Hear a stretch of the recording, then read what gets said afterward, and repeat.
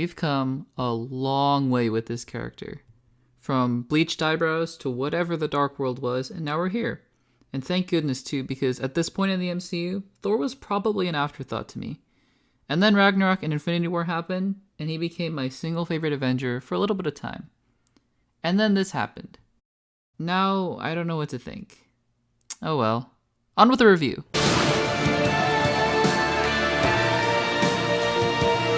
You guys know the drill by now. Let's get into it. Seriously, for those of you who remember what a world with pre-Ragnarok Thor looked like, it was totally different. Thor and Thor the Dark World are two of my least favorite MCU films, though I did enjoy him in the two Avengers films. But honestly, out of the 6 Avengers, he was probably down there towards the bottom.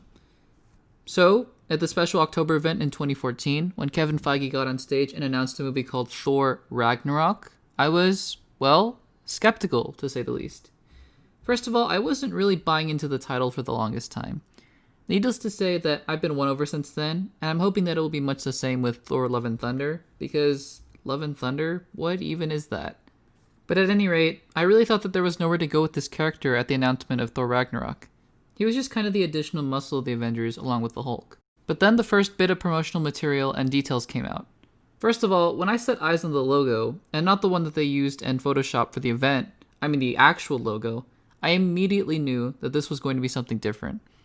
And then they announced that Hulk was going to be in the movie, and then they announced it was going to be taking elements from Planet Hulk, and then they announced Taika Waititi, best known for Hunt for the Wilder People. And all of a sudden, this movie looked like it could be something really, really special. And at the time, a lot of my friends didn't believe me. They said, oh, it'll be another Thor movie, it'll be fine. But I said, no, I have this gut feeling about this movie. I just know that despite how weird and disparate it seems to be, it's going to be something special. I have the exact same feeling for WandaVision, by the way, so for all of you who think that the show looks really weird, well, I called it here. I think WandaVision's going to be something special. But anyways. And then we saw the first trailer, and I was sold. So needless to say that I was rooting for this film a long time before it was popular to do so. And I think it paid off. Big time. This movie is something really special. Taika Waititi is such a good director. If you watch any of his interviews or behind-the-scenes footage, you look at the guy and go, how can this guy take anything seriously? I just kind of imagine pitch meetings with him and Kevin Feige, and Feige was like, alright, listen up, Waititi, and Waititi's just throwing around paper airplanes or doodling on the walls or something, because honestly, that just seems like the kind of things that he would do. But actually, if you look at his directorial work, well, yes, they're all characterized by his trademark wacky humor. There's also a ton of emotional depth that he's able to get out of each scene, and when he wants to turn the switch from absurd to serious, he can do it on a whim with a masterful stroke. For those of you who haven't seen Jojo Rabbit, I won't spoil it, but obviously the film takes place in a very serious time and setting, but it's also pretty comedic, until he completely switches the tone and pulls the rug out from under you for one particular scene that leaves you emotionally devastated. That's what he does so well, and that's why he can make films like Jojo Rabbit nominated for Best Picture and Thor Ragnarok, instead of being relegated to the Dumb and Dumber territory of just pure slapstick comedy. Because he understands that not everything is just for laughs. There are real characters and real people, and they go through things. Case in point, the Odin death scene. Now granted, is it a little awkward and reshooty? Yeah, kind of. I mean, it was pretty clear to me that this wasn't really how the scene was originally intended to go, and we saw that by the trailers in the alley with Hobo Odin, or Hobodin, I guess, as some have called him. And as such, I think the CGI suffers a little bit because it's pretty obvious that it's a green screen. All that aside, the scene shifts so suddenly from I've been falling for 30 minutes to a really emotionally rich scene between a father and his 2 sons. And that's something I really commend Waititi for tremendously. Because that scene on its own could have been dropped into any fantasy epic, not a sci-fi comedy like Ragnarok. It's resonant, and he calls it back brilliantly later when Thor is trying to call it to his father when he's being beaten by Hela. But come on, it's a Taika film, so you know that it's gotta be funny. And yeah, this movie is hilarious. You kind of have to suspend your disbelief if you're looking at this holistically, since the previous Thor spoke in Shakespearean riddles, and this one is just improvising jokes left and right. But I think Waititi prepares you well enough for this, because the very first scene is Thor narrating to the audience, probably ad-libbing. There are just so many funny, original, organic jokes and comedic moments in the film. I absolutely love the expression that comes over Loki's face when Thor shows him that Hulk's in the arena.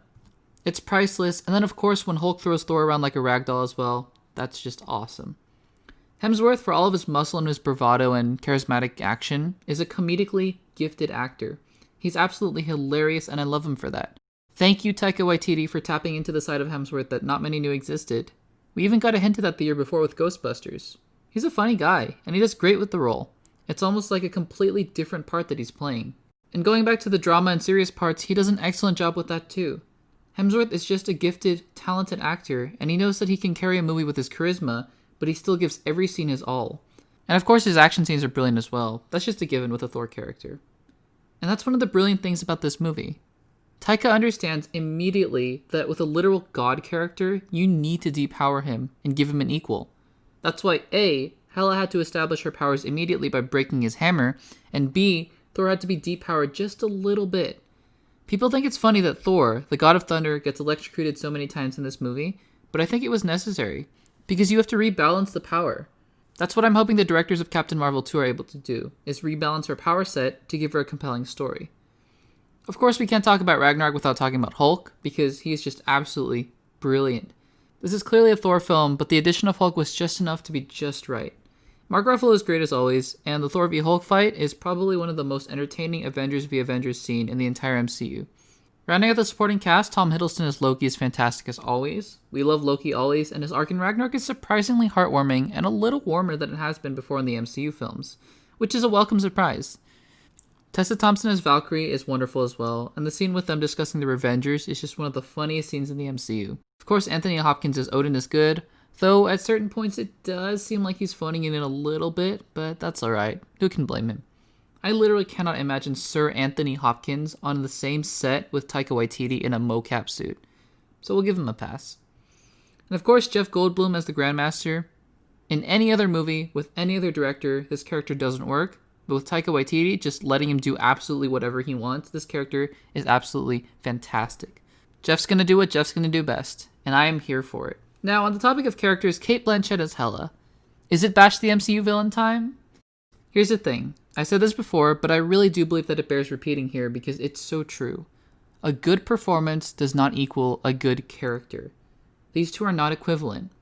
You guys know how much I love a good villain. I think good villains are the ones who do not believe that they're evil, they believe that they've been wronged, who you understand exactly why they do the things that they do, and not only that, but you relate to them on a deeper level.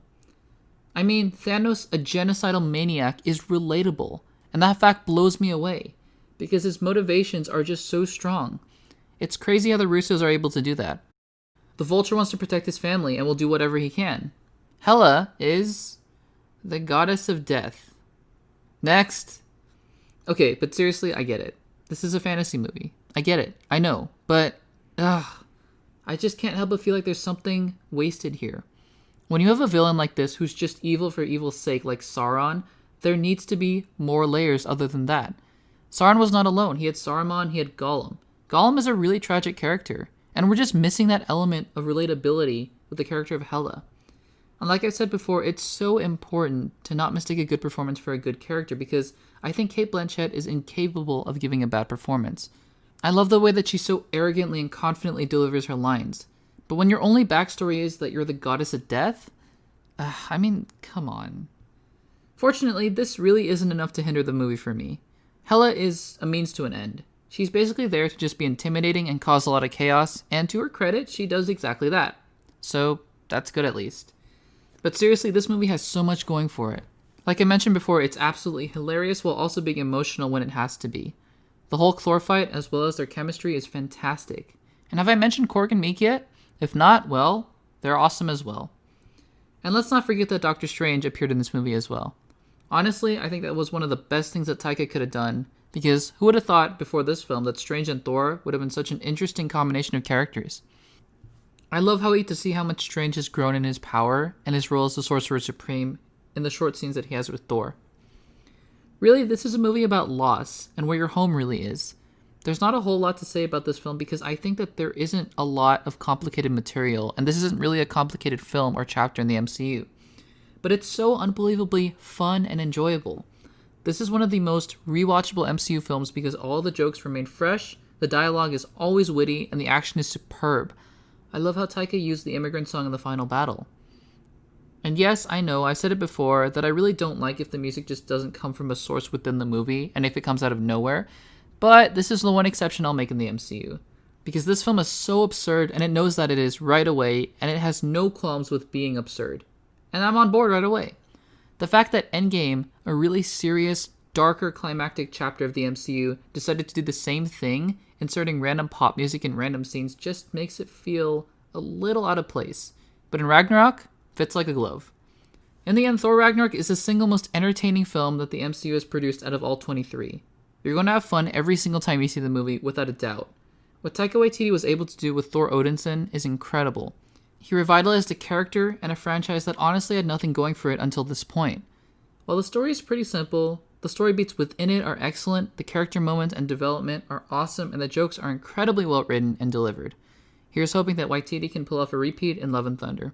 I'll give Thor Ragnarok an A- and a 9.1 out of 10. You wanted to know who I am? What the hell are you talking about? You'll see! Look out! Bruce. Damn. Comment with your thoughts on Thor Ragnarok. Remember to subscribe if you haven't already, and give this video a like to support the channel. While you're at it, if you want to check out some more videos right now, then click on the videos on the screen. Thanks for watching, and I'll see you in the next one.